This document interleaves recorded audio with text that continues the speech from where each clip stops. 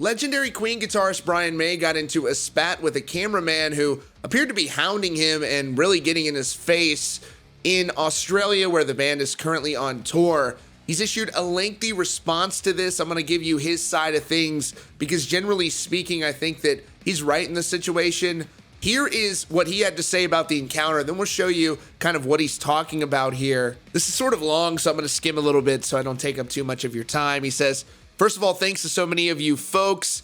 Find a way to send me supportive messages. He says, no, I'm not all right, but I will be. It certainly ruined my day, and if that's what you want in Channel 7, then you got it. There's a fine line between anger and depression, and I've been struggling with all of that since I got ambushed and harassed by a TV news team fresh off a plane from New Zealand. No, obviously, I'm not a novice at this. I've interacted with literally thousands of news reporters, photographers, and cameramen over the last 50 years. I'm not exactly known for being aggressive, even in the face of provocation, but this guy caught me unawares. One of the rudest and most disrespectful video cameramen I've ever encountered. As we drove out of the airport, I noticed a small group of young kids with Queen albums waving a welcome. I find it hard just to drive by in a case like this. Yes, they could have been pesky eBay hounds just looking to make a real quick buck, but these guys looked very genuine fans.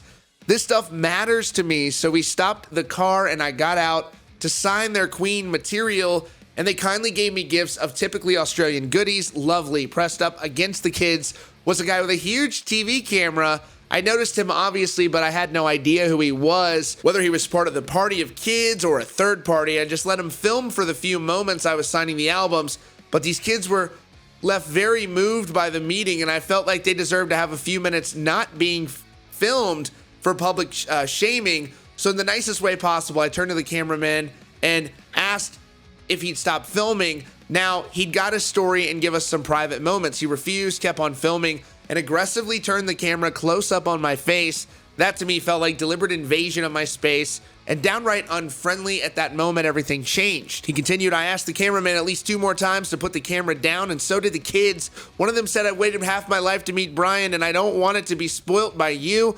The guy carried on filming, and then I told him firmly to put the camera away or else this would turn into an ugly incident. Finally, he pointed the camera upwards and was fairly obvious it was still turned on, recording sound. Now, it takes quite a lot to get me rattled, but I was beginning to boil. Everyone has a tipping point, I think. I carried on talking to the kids, trying to ignore the invasive presence, but he then pulled out his iPhone and began to film us with that. Oh my God, give the guy a break. That was the final straw for me. I headed towards him with the intention of temporarily separating him from his phone and actually put a hand on it before my security guy gently dissuaded me.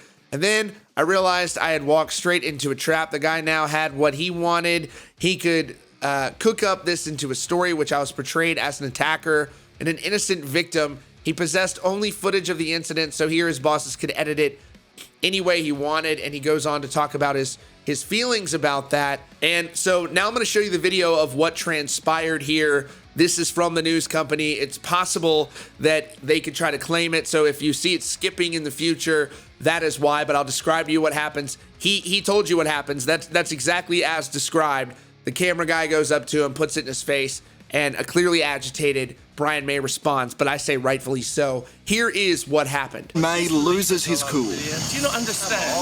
All right. Come on, babe. Get away. Brian, you go away now.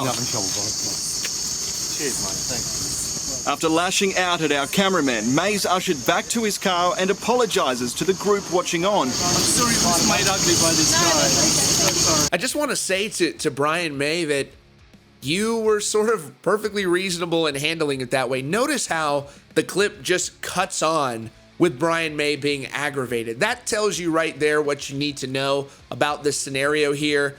The clip just magically cuts on at the moment Brian May is just totally aggravated by someone with a phone. I don't think that's the way it went down. I think there was a lot that transpired. I believe what Brian May had to say happened before this happened, and what an ass. You don't have to be an asshole to a guy. He's famous, he still is a person, and he has feelings, and I hope that we can all show some love and support to Brian May, who has always been the nicest guy and I feel very sorry for him. So anyways, that is all for now. Thanks so much for joining us today at Rockfeed. If you're new here, be sure to subscribe with notifications on so you don't miss out on breaking news and updates. Thanks again for joining us. We'll see you all very soon.